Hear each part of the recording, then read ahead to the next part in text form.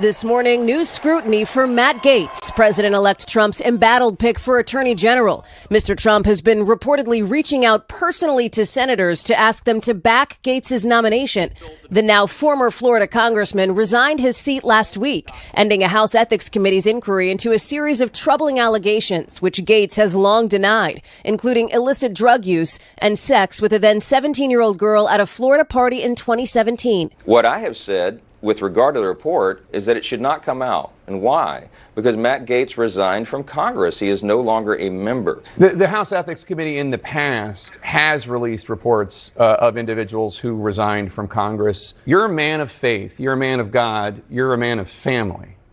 With some of these nominees, Gaetz, Hegseth, RFK Jr., I wonder, does it matter anymore for Republicans to think of leaders as people who are moral in their personal lives? Is that still important to the Republican Party? What's up, everybody? Major Retired Richard Ojeda here, and let me ask you something. When you hear about someone calling themselves a man of God, what comes to mind? Maybe you picture someone who acts with integrity, someone who walks the walk, who stands for truth and justice, and who leads with compassion. That's what it should mean, right? I mean, we shouldn't exactly have pastors compromising biblical principles and preaching that Kamala Harris is of the devil while claiming Donald Trump is sent by God, but here we are. And much like those sellout pastors who promote extremist sermons just to keep their church parking lots full of Trump Vance bumper stickers, Mike Johnson is doing the same thing. He's giving lip service to God while supporting a rapist and a criminal. Tonight, a lawyer for two women tells CBS News that Matt Gaetz paid them to have sex with him,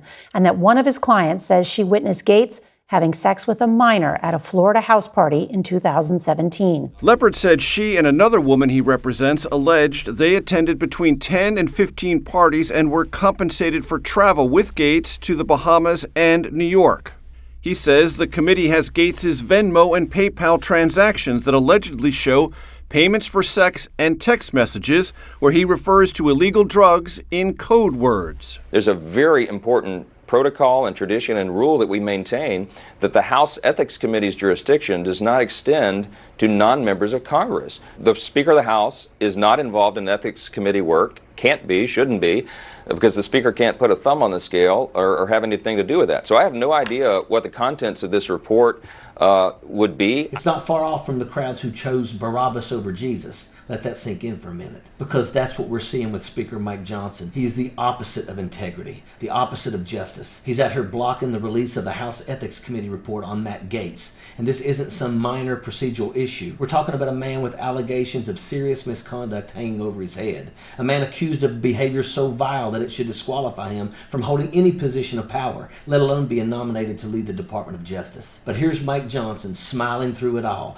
pretending like he's doing the right thing. And when Jake Tapper called him out, Johnson had the nerve to double down. Tapper didn't mince words. He said, "You are a man of God. Act like it." And let me tell you, Tapper wasn't wrong. Johnson claims he's just following tradition, saying the Speaker of the House doesn't interfere with Ethics Committee matters. But in the same breath, he's out there saying that the report on Gaetz shouldn't be released. So which is it, Mike? Are you hands-off, or are you actively helping Gaetz dodge accountability? Because you can't have it both ways. And let's talk about this man of God routine for a second. You can't claim to uphold Christian values while protecting someone accused of exploiting minors. You can't tell people you're standing up for families when you're actively working to harm them. This isn't just hypocrisy. It's a betrayal of the very principles Mike Johnson claims to stand for. And then there's Matt Gaetz. Let's not forget who we're dealing with here. This is a man accused of having inappropriate relationships with minors. There are allegations of sexual misconduct. And do you remember when we heard about Gaetz showing explicit videos on the House floor? He was accused of sleeping with an underage girl. And there's a reason why no one in the conference came and defended him, because we had all seen the videos he was showing on the House floor that all of us had walked away of the girls that he had slept with. He'd brag about how he would crush ED medicine and chase it with an energy drink so he could go all night. Yeah, that happened. Multiple people walked away in absolute disgust. One of those people was Senator Markwayne Mullin. Mullin said he saw those videos. He said he heard Gaetz brag about his disgusting behavior. Mullin even called him out publicly, saying this is the type of man Gaetz is. But here's where it gets ridiculous. In the same breath, Mullin says Trump has the right to appoint whoever he wants. I do respect President Trump's the right to appoint these individuals, but underneath Article 2, Section 2, Congress has to advise and consent.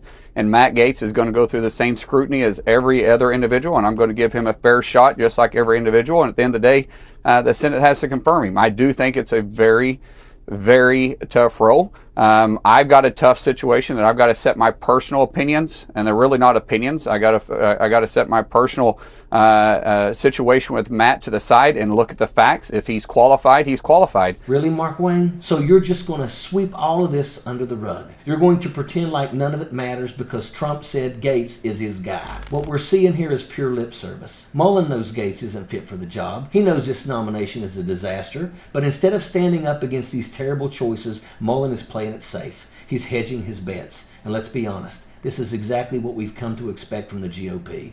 And speaking of Gaetz' background, let's not forget about the House Ethics Committee investigation. They were on the verge of releasing their findings on Gaetz' alleged misconduct. This wasn't some casual review. It was serious. It was about accountability, about making sure that those in power are held to the same standards that the rest of us are. But what happened? Gaetz resigned, abruptly, just before the report could see the light of day. Now, some of Gaetz' own colleagues, including members of the Senate Judiciary Committee, have said that they want to see that report. They've said it's crucial for the confirmation process, and they're absolutely right. The Senate has a duty to advise and consent on these nominations. How can they do that if they don't have all of the information? But let's be real. Mike Johnson doesn't want that report to come out. He's actively blocking transparency. Why? Because the GOP knows that if the public sees what's in that report, Gaetz' nomination is done. Let's not kid ourselves. This isn't just about Matt Gaetz. This is about the Department of Justice. This is about the integrity of our legal system. If the allegations against Gaetz are true, how can he possibly lead the Justice Department? How can we trust him to uphold the law when he spent his career dodging accountability? This isn't just a bad decision.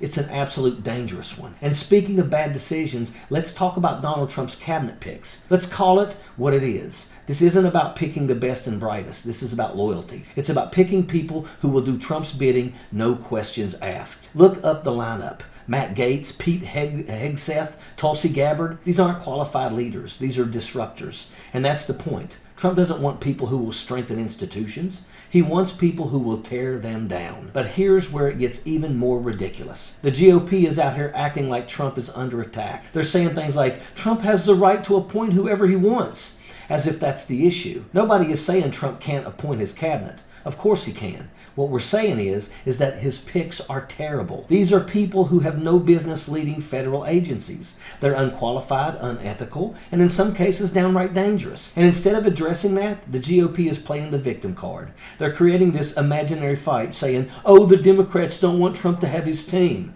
No, we just don't want his team to be a circus. And let's not forget Mike Johnson's role in all of this. Johnson is out here pretending like he's just following the rules, like he's some neutral party in all of this. But he's not. He's complicit. He's helping Gaetz and Trump avoid accountability, all while putting on this Man of God act. So here's the bottom line. This isn't about whether Trump has the right to appoint his cabinet. This is about integrity. It's about whether we're willing to hold our leaders accountable for their actions. Matt Gaetz does not deserve to lead the Department of Justice. Mike Johnson doesn't deserve to be the Speaker of the House if he's going to lie and cover for people like Gaetz. And the GOP doesn't get to claim the moral high ground while enabling this kind of behavior. It's up to us to demand better, to call out the lies and double talk, the hypocrisy. Because if we don't, this is the future we're signing up for. A government run by incompetence, corruption, and chaos. Stay informed, stay engaged, and don't let them get away with it.